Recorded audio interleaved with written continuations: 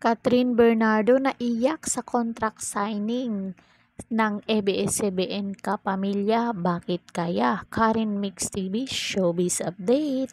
Disclaimer, ang mga larawang ito ay hindi pag-aari ng uploader. Ito ay kinukuha upang sa karagdagang impormasyon, credit to the owner. Ayun nga guys, bali-balita nung nakaraang araw na si Catherine Bernardo ay hindi na nag-renew ng kontrata sa Star Magic, at ito niya na kapapasok lang ng balita, nag-renew na ito ng kontrata si Catherine Bernardo sa ABS-CBN. Pakinggan natin to guys. Catherine, emosyonal sa kapamilya, contract signing, nananatiling solid kapamilya ang Asia superstar na si Catherine Bernardo. Nang renew siya ng kontrata sa ABS-CBN, ang kanyang home network sa loob ng 20 years sa showbiz noong Friday, Pebrero to. Ang tagal na pala to ni Catherine Bernardo. Syempre, ano pa to siya, going bulilit.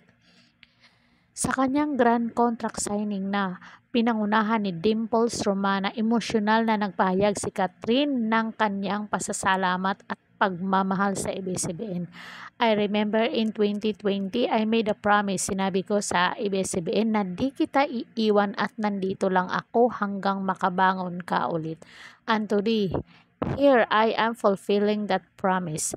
Ang daming nangyari sa ABS-CBN, but mahal ko sobra yung kumpanya, and together we will rise despite all the challenges, will be stronger and even better, sabi ni Catherine.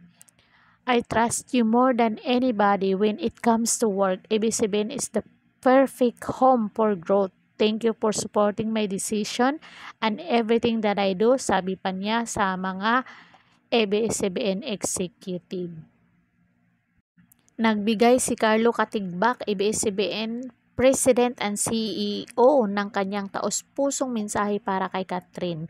You really are our superstar. You have an amazing talent on screen and it shows in the success in everything that you do, but more than that, I have been witness to your most special trait. It's the kindness and the grace that you shown to the people around you, sabi nito.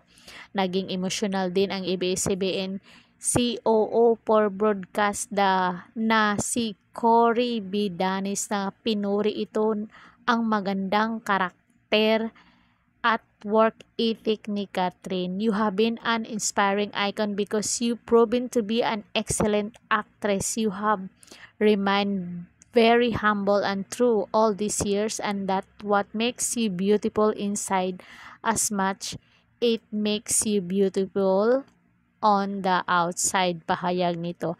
Samantalang nagbahagi rin ang pamilya ni Catherine, mga kasamahan sa trabaho, mentor sa industriya, taga-suporta, brand partner at malalapit na kaibigan ng kanilang mga nakakaantig na mensahe para sa kapamilya star, at pagmarka niya ng isa pang milestone sa karera bilang artista. Dumalo sa contract signing ni Catherine sina Chairman Mark Lopez, President and CEO Carlo Katigbak, COO for Broadcast Cory Bidanis, Star Magic Head and Entertainment Production Head Laurenti Diogue, Film Head Chris Gasmin, at CFO Rick Tan Jr. Dumalo rin ang manager ni Catherine na sina Lulu Romero at Alan Real, pati ang kanyang ina na si Min Mendoza. Anong masasabi niyo dito sa solid pa rin na kapamilya star na si Catherine Bernardo? Comment down kayo, isulat nyo ang inyong mga naging pahayag para mabasa natin. Karen Mix TV, don't forget to like, share, comment, and subscribe. Ring bell all nyo ako para ma-notify kayo sa aking mga latest video.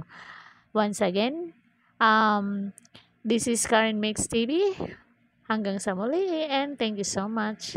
God bless us all.